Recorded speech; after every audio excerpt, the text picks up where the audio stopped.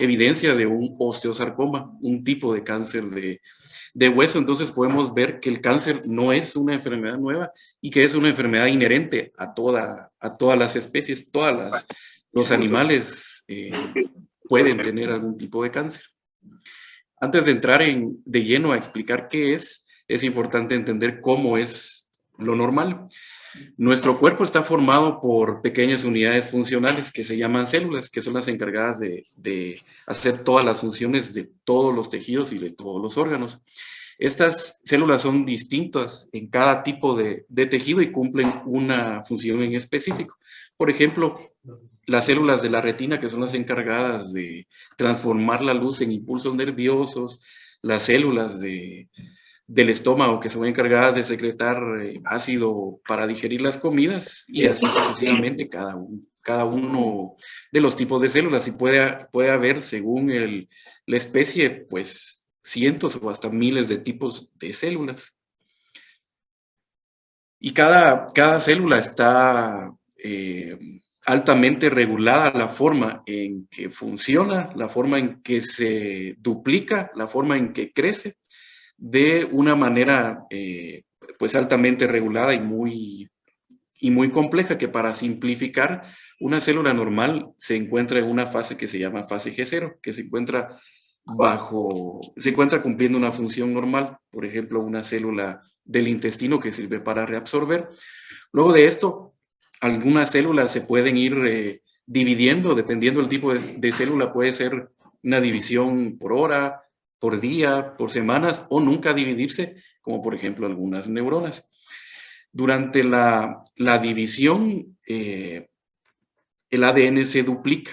Entonces, toda esta maquinaria de funcionamiento y duplicación está regulado a su vez por el ADN y varias proteínas, pero en general todas las instrucciones de cómo puede funcionar y cómo se puede dividir una célula está escrito en el ADN.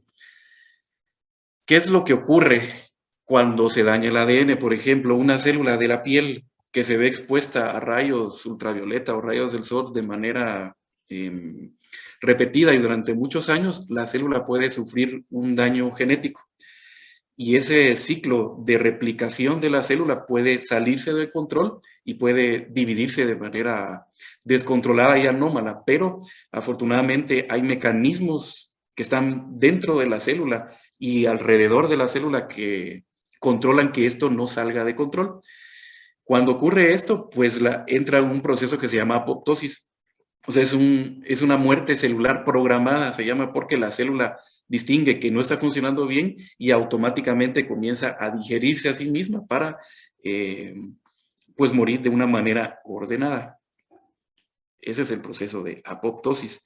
Pero, ¿qué ocurre si este daño del ADN es irreparable y la célula se comienza a reproducir de manera descontrolada y la manera de controlarse pues no es efectiva? Se puede continuar dividiendo infinitamente y puede causar cáncer, que es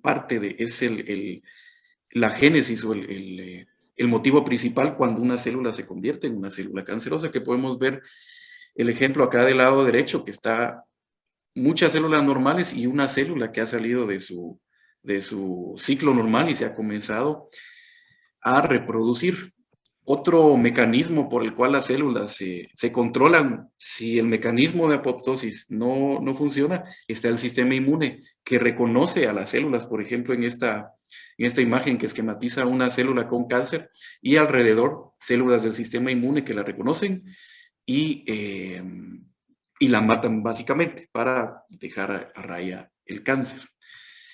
Entonces, ¿qué es lo que ocurre en el cáncer? Están las células normales que se ven expuestas a un factor de riesgo, por ejemplo, la piel con el sol. Luego de esto, la célula muta, tiene un daño en el ADN y sale de control, se comienza a reproducir de manera descontrolada.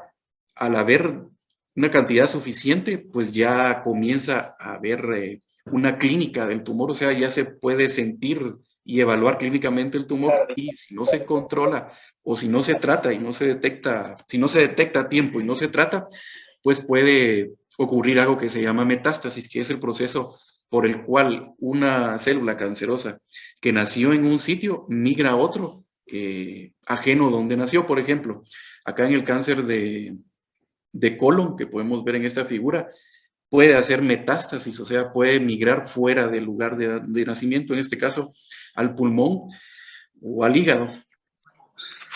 Otra duda muy frecuente es que si es solo una enfermedad, porque a veces la gente se refiere al cáncer como una sola enfermedad, pero no es así. Si se recuerdan, hay aproximadamente miles y miles de tipos de células y de tejidos, y así como hay cantidad de células, puede haber tipos de cánceres, y en el humano se han identificado aproximadamente 100 tipos de cánceres, que cada uno surge de una célula, de un tejido en específico. Podemos ver un ejemplo acá de los más comunes, que son cáncer de mama, cáncer de esófago, tiroides, próstata, colon. ¿Cuáles son los cánceres más comunes? Pues según la estadística de Estados Unidos, en mujeres el cáncer más común es el cáncer de mama, seguido por el cáncer colorectal, y en hombres el cáncer más común es el cáncer de próstata, seguido por cáncer de pulmón. ¿Cuál es la causa? Se dice que de un 5 a un 10% de todos los cánceres son de origen heredado. ¿Qué quiere decir? Que el padre o la madre va a heredar un gen defectuoso que va a hacer que la persona, o sea, que el hijo o la hija, aunque no tenga exposición a ningún factor de riesgo, va a desarrollar cáncer. Pero más del 90% de todos los tipos de cánceres no son heredados, sino que son predispuestos por el ambiente. Entonces, las mayores causas de cáncer a nivel mundial son los factores ambientales, la exposición a tabaco, que va a ser cáncer, que va a ser riesgo para cáncer de boca, de esófago, de estómago, de colon, el sobrepeso, que aumenta el riesgo de aproximadamente 13 tipos de cánceres, el alcohol, una dieta baja en fruta, baja en fibra, el sobrepeso, la exposición a rayos ultravioleta. Entonces, como pueden ver, el ambiente es el que causa la mayoría de los cánceres. Otra pregunta muy importante a responder es quién debe tratar el cáncer.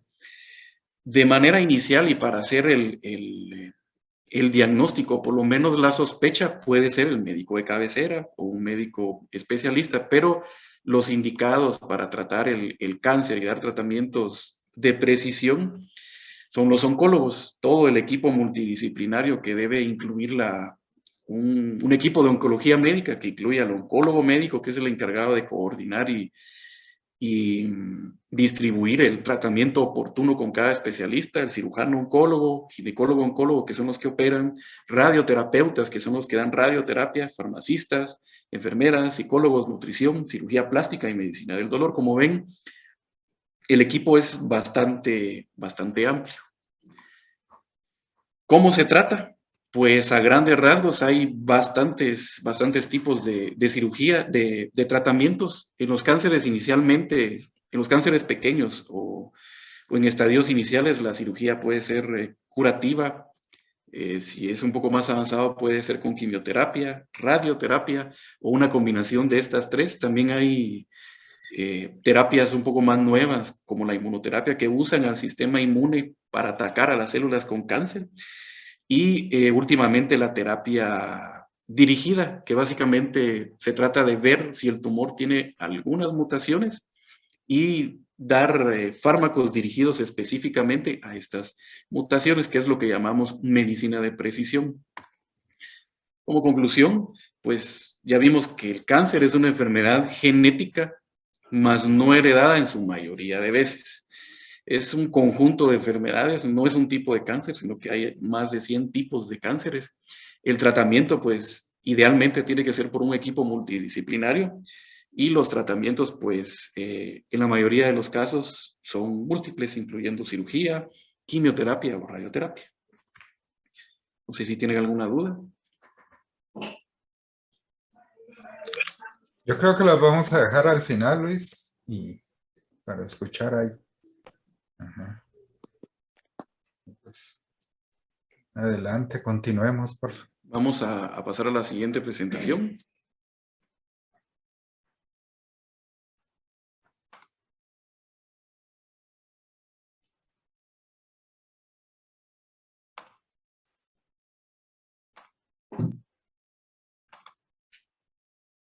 Ya cambiaron. Ah, sí, ya.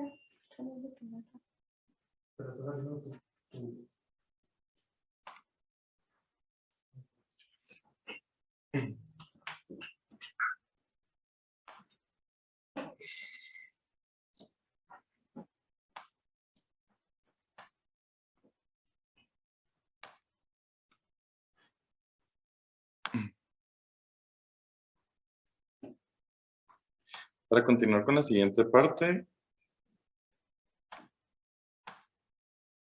ven ahí, solo vamos a ver que tenemos problema con compartir.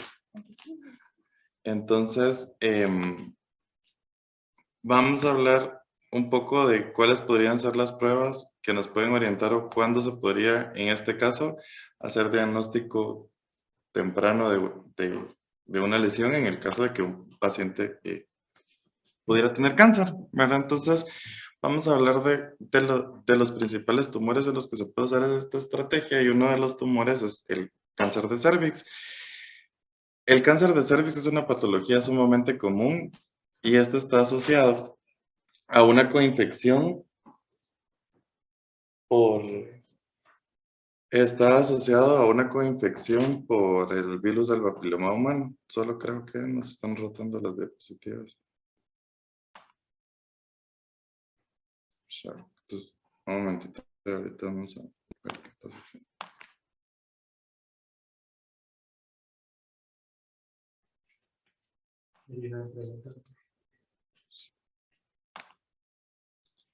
Entonces, generalmente, el paciente que va a presentar, los pacientes que pueden presentar es un tumor que generalmente está asociado a la coinfección por el virus del VPH, que es una enfermedad de transmisión sexual.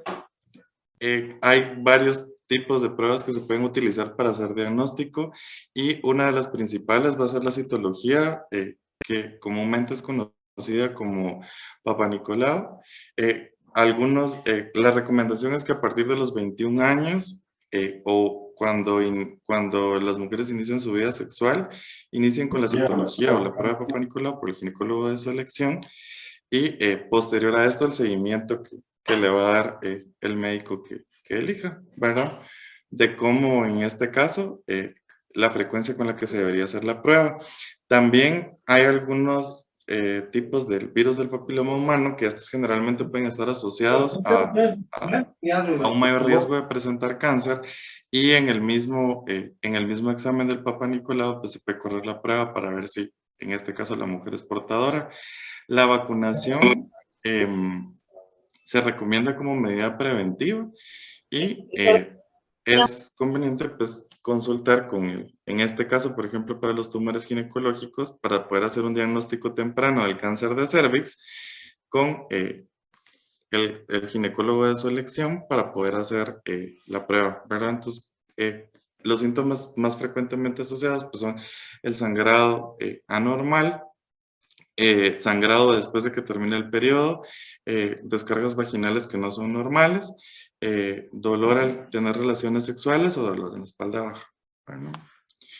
El otro tumor es el cáncer de colon. El cáncer de colon puede tener algunos síntomas asociados como que puede haber sangrado en las heces, puede haber una disminución de apetito o no querer comer, pérdida de peso, que las heces cambian de forma al momento de pecar o, por ejemplo, calambres o disconfort o sensación de que que los pacientes se sienten demasiado llenos o mucho tiempo pasar con estreñimiento, diarrea. Todos estos síntomas están asociados a varias enfermedades y no específicamente a cáncer, pero si estos se presentan antes de los 45 años o en algún momento son diagnosticados con anemia o con deficiencia de hierro, ¿verdad? Pues probablemente ese será el momento idóneo para realizar la colonoscopia, pero con el médico de elección, pues también a partir de los 45 años se sugiere que se haga la primera colonoscopia. El cáncer gástrico es otro de los tumores más frecuentes. Por el área de localización donde está el estómago, generalmente los pacientes no van a presentar ningún síntoma hasta que la enfermedad está demasiado avanzada, y en este caso, pues los síntomas generalmente van a ser falta de apetito, vómitos en los que pueden haber contenido sangre, o vómitos que son muy frecuentes, náusea, malestar abdominal, sensación de sentirse llenos, y síntomas asociados al reflujo y la pérdida de peso.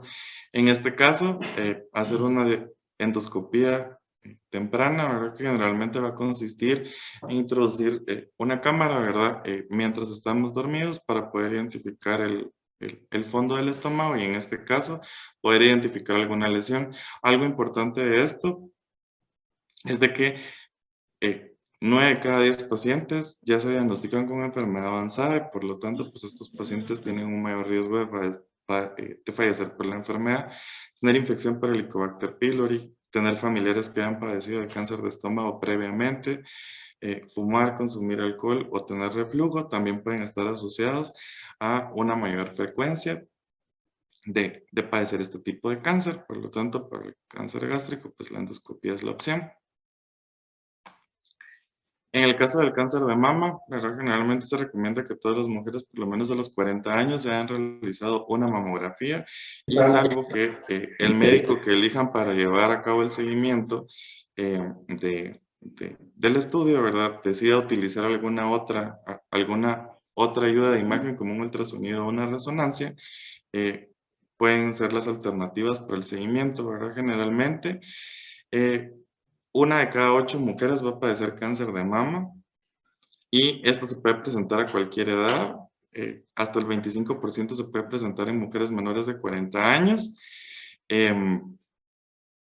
Y lo más importante de este estudio, que son los estudios para poder hacer detección temprana, es que generalmente la mamografía puede detectar lesiones incluso menores de 1 centímetro, mientras que para que el médico lo pueda detectar, pues generalmente van a ser lesiones más grandes.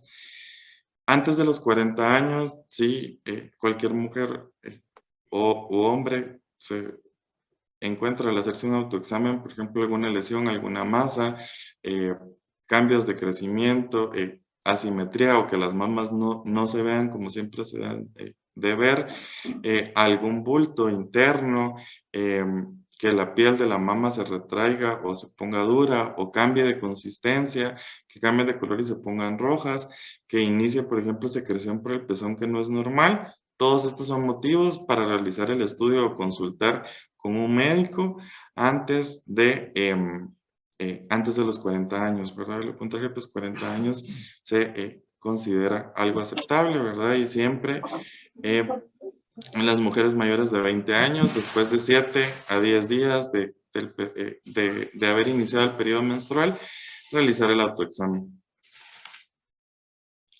El cáncer de la piel es uno de los tumores más frecuentes, y generalmente la forma más frecuente de poder identificar este tipo de tumor son lunares, ¿verdad? Los lunares pues, generalmente son normales, y una de las formas más fáciles de poderlos identificar es haciendo su autoexamen, por ejemplo, al momento de bañarse frente al espejo. Generalmente no todos los lunares van a ser cáncer, pero sí, por ejemplo, un lunar que no tiene la misma forma, o que no es simétrico, que tiene bordes irregulares, que cambia de color conforme puede ir aumentando de tamaño, o que el diámetro del lunar es mayor de 1 centímetro, que el tamaño del tumor es mayor de 1 centímetro, así como sangrado o que causa picazón, son motivos de sospechar de que este lunar pues, puede ser algo maligno, y en este caso pues hacer consulta temprana a un médico es la forma de poder documentar tempranamente esta enfermedad, ¿verdad? Algo importante es que la mitad de los pacientes que tienen cáncer de piel, y más específicamente melanoma, al momento del diagnóstico la enfermedad también está avanzada, y por este motivo, pues los pacientes fallecen, ¿verdad? Para la próstata, generalmente la próstata es un tumor aún más frecuente que el cáncer de mama. Se estima que por lo menos 1 de cada 7 hombres va a ser diagnosticado a lo largo de su vida con con cáncer de próstata y generalmente sangrado, sangrado en la orina, que el chorro cada vez se vuelva más débil al orinar, secreción restante o remanente en la orina o tener que hacer más esfuerzo para poder orinar, generalmente son síntomas asociados al cáncer de próstata. Y en este caso, pues hacer una medición en sangre del antígeno prostático, el examen digital del tacto rectal, pues pueden ayudar a identificar tempranamente este cáncer, ¿verdad? Cualquier paciente, por ejemplo, que haya tenido familiares que hayan tenido cáncer de próstata, debería hacerse su primer tacto rectal a los 40 años. Y si alguien no tiene antecedente de la consulta con el especialista en próstata, que es el urólogo, a los 50 años, ¿verdad? El cáncer de pulmón, generalmente, pues está asociado a tabaquismo, es una enfermedad de pacientes mayores. De todos los pacientes que tienen cáncer de pulmón, solo un 10% se asocia a pacientes que no fuman. Por lo tanto, en pacientes que tienen un alto consumo de cigarros o que consumen más de 10 cigarros al día, es recomendado que a partir de los 50 años se realicen una tomografía que se llama tomografía de bajas dosis helicoidal, y esto puede permitir identificar lesiones pequeñas en el cáncer de pulmón, que esto pues, puede conllevar a que esta enfermedad pueda tener un desenlace curativo y no que el paciente fallezca secundario a esto, ¿verdad? Entonces, en alguien que fuma, después de los 55 años, hacer una tomografía de bajas dosis puede ser una opción, ¿verdad? O es la opción para el diagnóstico temprano.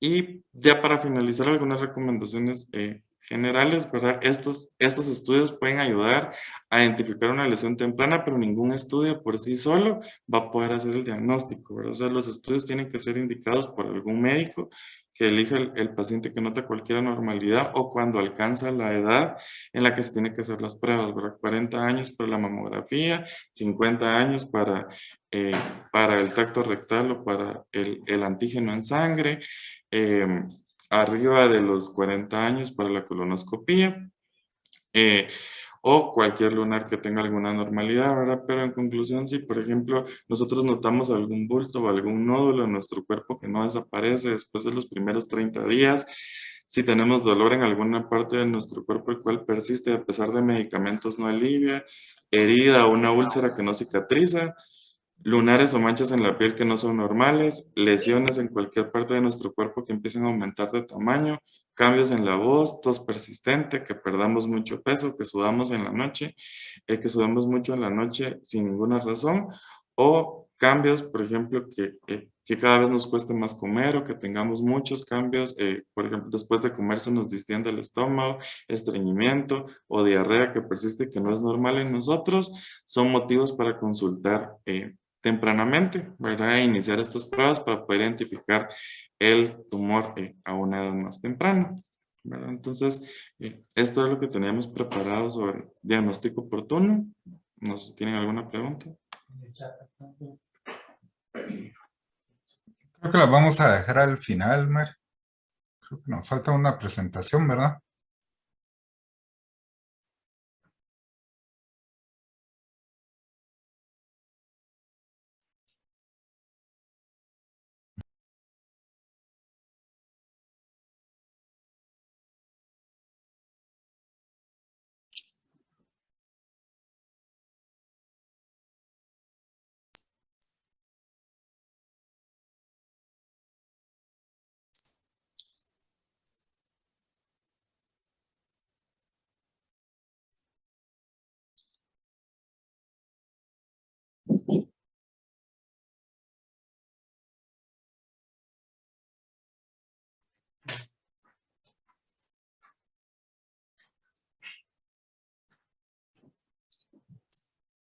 Buenas noches. Creo que estamos viendo en su modo de... La siguiente plática es acerca de estilos de vida saludables. Está en modo presentador. Se ve en modo presentador.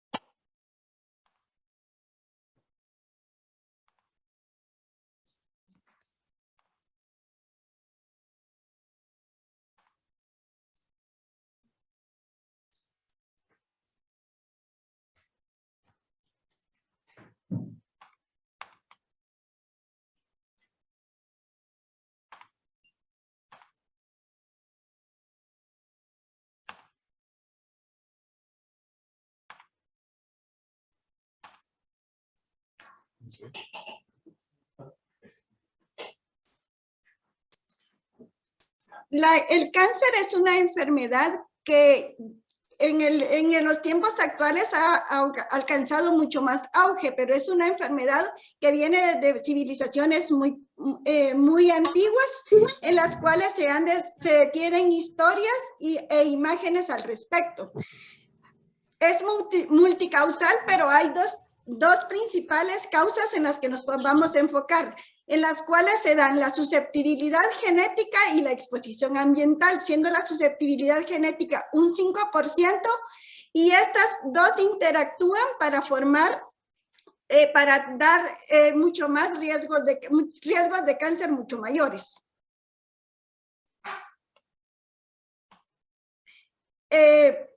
Vamos a plantearnos la pregunta, ¿podríamos cambiar el ritmo de la historia disminuyendo los factores de riesgo? Se mencionó que es una etiología multicausal en cual los factores ambientales ocupan ocupacionales, dieta, factores hereditarios y factores físicos. Y estos van sumando al riesgo, a la susceptibilidad genética que tienen los pacientes para poder tener una mayor probabilidad de desarrollar cáncer en algún momento de la vida. Vamos a empezar hablando por el peso corporal. El peso corporal es la manifestación del riesgo que tiene la dieta en los pacientes. Entonces, siendo la obesidad, empezando con el plan de sobrepeso, luego del sobrepeso vamos desarrollando obesidad que está dada por la inactividad, y esto nos va a aumentar un riesgo de cáncer en sí de un 15%. Y hablando específicamente de la mortalidad, la va a dar de un 14 a un 20% de toda la mortalidad, de acuerdo a las últimas estadísticas del 2020. Dentro de la dieta vamos a encontrar muchas cosas que en el día a día nos van diciendo, y que aquí vamos a intentar descifrar qué es lo que en realidad sucede. ¿Cómo es que esto va aumentando el riesgo? Los alimentos de carnes rojas y procesadas. Según las estadísticas de la OMS, la dieta alta en carne roja fue causante de 50,000 muertes en todo el mundo en el 2020. Y los tipos de cáncer que se van a desarrollar por el consumo es principalmente el colorectal, aunque también está asociada a cáncer de páncreas, próstata y estómago. Esto está dado por las carnes rojas y también por las carnes procesadas. Y el consumo está dado que aumenta el riesgo en un 18% de desarrollar cáncer en las pacientes que consumen carnes rojas, y en un 15% en los que sufren carnes procesadas. Y esto va a estar relacionado mucho con la forma en que se preparan los alimentos. Los alimentos que son cocinados a altas temperaturas y con la cantidad de, por ejemplo, el consumo de carnes rojas de 30 gramos al día, nos va a aumentar 30 gramos al día que se consuma todos los días. Por lo tanto, la indicación es de darlas 1 o 2 veces por semana. Asociado a la dieta también está el consumo de grasas. El mayor factor de riesgo lo está dando el consumo de grasas animales, en el cual vamos a tener muchas grasas saturadas. Dentro de ellas la manteca, la mantequilla y el tocino, que es también alimentos procesados, y el riesgo está asociado también a que sea cocinado a muy altas temperaturas. Y la grasa vegetal, pues entre ellas el aceite, el aguacate y la margarina, tienen un riesgo menor, pero no tampoco es nada despreciable del desarrollo del cáncer.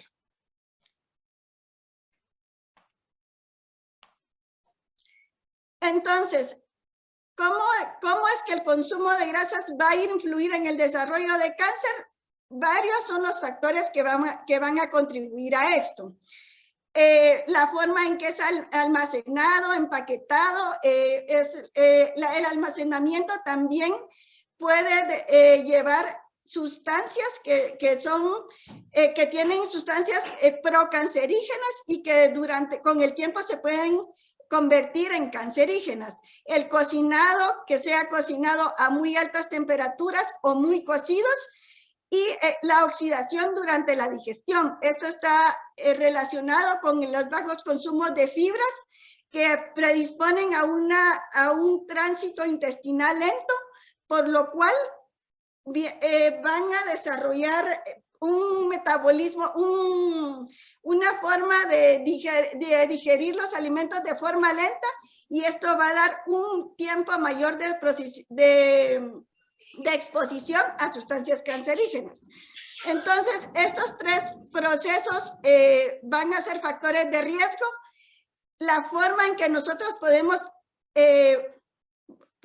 evitar ese riesgo es con el consumo de antioxidantes, y estos antioxidantes los vamos a obtener a través del consumo de frutas, vegetales y vitamina E. Entonces, esto, al haber un desbalance entre el consumo de antioxidantes y la forma del riesgo, vamos a desarrollar mutágenos oxidativos que finalmente van a llevar a un cáncer de colon. La dosis de vitamina E que se considera que funciona como un antioxidante y disminuir el riesgo es de 15 miligramos al día. Las frutas y verduras es un factor protector. Esto ha sido tema de debate y de muchos estudios, los cuales es muy difícil su desarrollo por el hecho de que es muy difícil llevar a las poblaciones a definir una porción definida. Quisiéramos como oncólogos decir tangiblemente, esta es la cantidad de cánceres, de los 100 cánceres, de tipos de cáncer que existen, estos son los que podrían disminuir el riesgo, pero no es tan fácil definirlo. Pero sí es claro, por ejemplo, que en el cáncer de colon, que mejora el tránsito intestinal, y en el cáncer de mama sí se consideran un factor protector, y la dosis de consumo serían 5 porciones diarias. Dentro del consumo de frutas y verduras vamos a obtener otro tipo de antioxidantes, dentro de los cuales van a encontrarse el ácido fólico, el cual se va a tener principalmente en la naranja, en la remolacha, en los guisantes. Y una de las características que tiene el ácido fólico es que es muy lábil al cocimiento. Entonces, muchas veces, aunque consumamos los alimentos que los contienen, por el tipo de preparación, es muy difícil llegar a la dosis necesaria para ser un antioxidante. Esa es la razón por la que el consumo de ácido fólico podría ayudarnos en la dieta como factor protector para esto. La dosis de esto es de 400 a 500 miligramos por día. Los betacarotenos también se utilizan como antioxidante puro, y esto lo podemos contener al consumir tomate fresco, que pueden ser 3 tomates a la semana.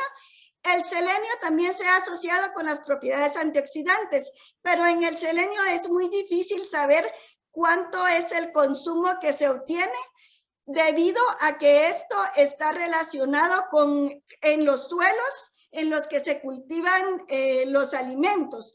Por ello es de acuerdo al suelo donde se cultiven que vamos a inferir cuánto de selenio podemos obtener.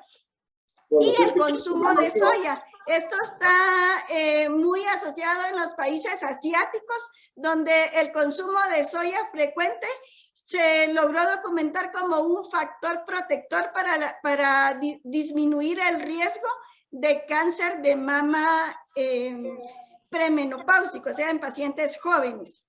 Y el consumo sería de consumirlo 2 veces por semana. La fibra en la dieta esto es algo que ha sido controversial a través de muchos estudios. Existe un estudio que se ha ido corriendo desde 1992, en el cual nos indica que la fibra en la dieta, pues sí es un factor protector para disminuir tangiblemente el desarrollo de cáncer de colon. La forma en la que actúa es porque forma ácidos grasos de cadena corta. Esto hace que disminuya reducción del tránsito intestinal, del tiempo del tránsito intestinal, aumenta la masa fecal y aumenta y reduce la resistencia a insulina. Esto es un círculo vicioso que finalmente se va a traducir en menos tiempo de tránsito intestinal, menos exposición a que sustancias procancerígenas se conviertan en cancerígenas. Y el consumo de esto es de 25 miligramos por día. Esa es la dosis que se sabe que se puede considerar como un factor protector, y eso debe consumirse diariamente. Otro de los mitos que se preguntan, ¿está indicado el consumo de lácteos en nuestras consultas, como tanto de medicina interna como de médicos oncólogos? Esta es una pregunta muy frecuente, y la respuesta es que sí está indicado, pero el factor protector, específicamente su beneficio en cuanto a disminución del riesgo de cáncer de mama y de cáncer de próstata, va de la mano con el contenido de calcio. Y esto se infiere por el hecho de que en sustancias lácteas, como los quesos y sus derivados, que no estaban enriquecidos con calcio, no hubo ese factor protector que hubo en el consumo de leche. Entonces, el calcio y la vitamina D sí son benéficos, y la vitamina D es uno de los antioxidantes más importantes. Se mencionó en la plática previa la importancia, se obtiene de los rayos ultravioleta por el sol. Y una de las cosas que es bien importante de tener en cuenta es que el uso de protector solar disminuye la absorción de vitamina D.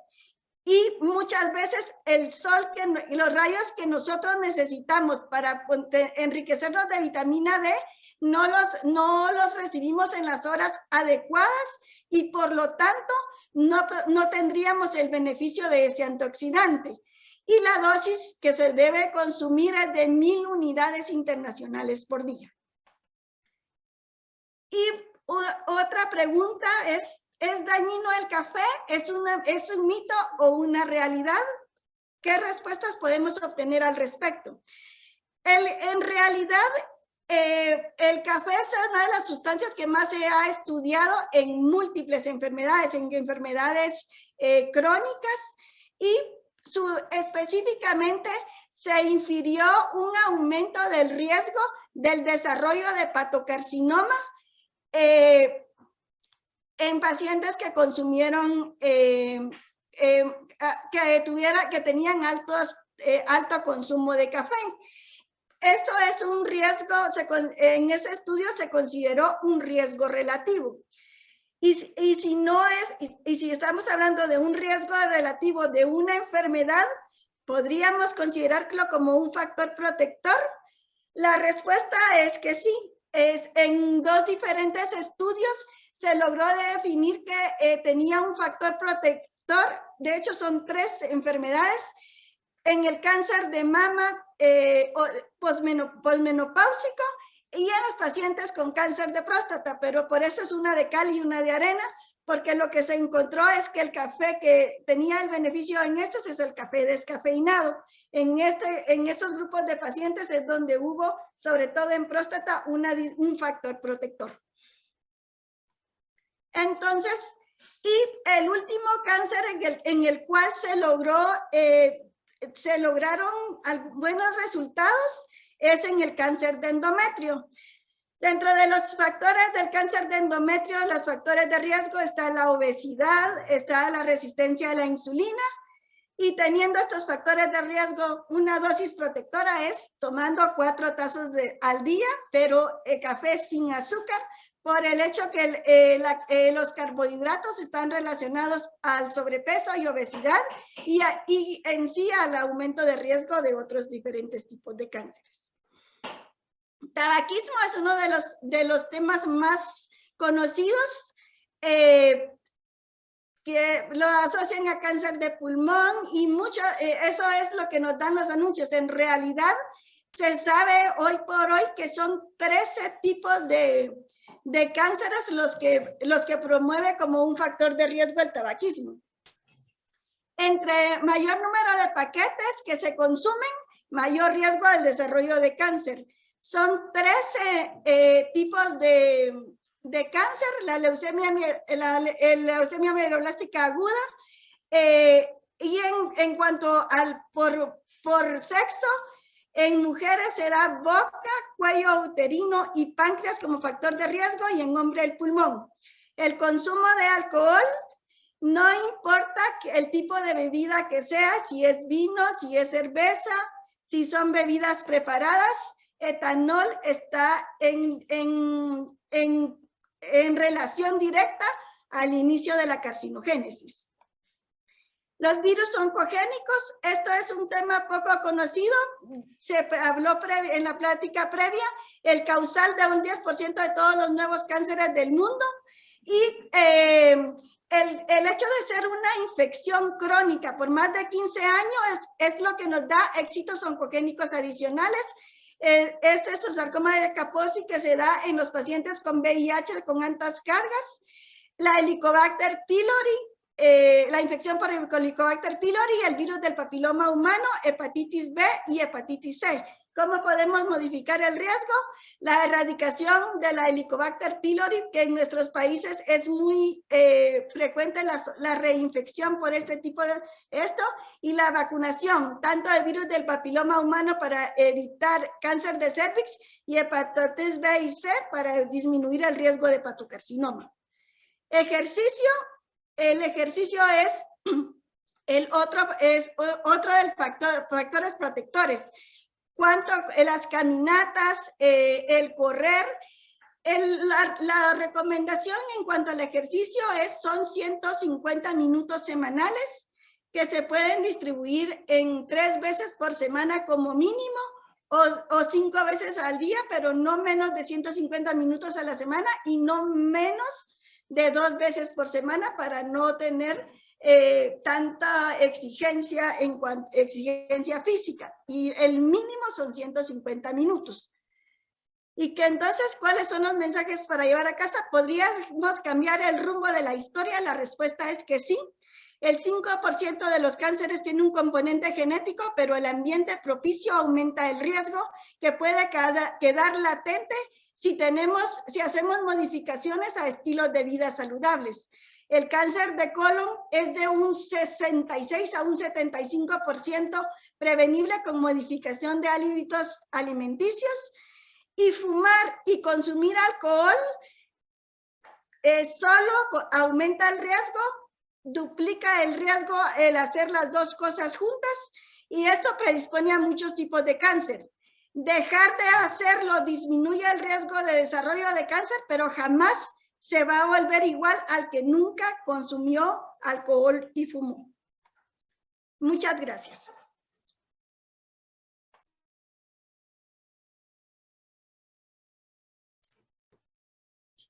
Gracias, doctores. Vamos a leer una de las preguntas que han mandado. Pues como ustedes han visto, como ustedes han visto, pues en Guatemala el top 5 de los cánceres son cáncer de mama y próstata, que son los cánceres que más frecuentemente se mencionan y que son muy mediáticos, ¿verdad? Y hay otros 3 cánceres que son infecciosos y que se asocian particularmente al pobre acceso a los servicios de salud y a la contaminación ambiental, ¿verdad? Eso es el cáncer gástrico asociado a la Helicobacter, el cáncer de hígado asociado a las altas tasas de infección por hepatitis B, así como también en nuestro medio a la aflatoxina, que es un hongo que se encuentra en las semillas, y finalmente al cáncer de cérvix, que es ocasionado por el virus de hepatitis B. Tanto para el hepatocarcinoma como para el cáncer de cérvix hay vacunas que afortunadamente en el caso de Guatemala ya tenemos como unos 25 o 30 años que la vacunación contra el virus de hepatitis B ya se incluye en la población pediátrica, ¿verdad? Pero habemos muchos que ya pasamos de esa edad que no nos vacunaron de pequeños y que nos ha tocado irnos vacunando de grandes. Al pasar los 30 años también está indicada la vacunación. Y con respecto al papiloma virus,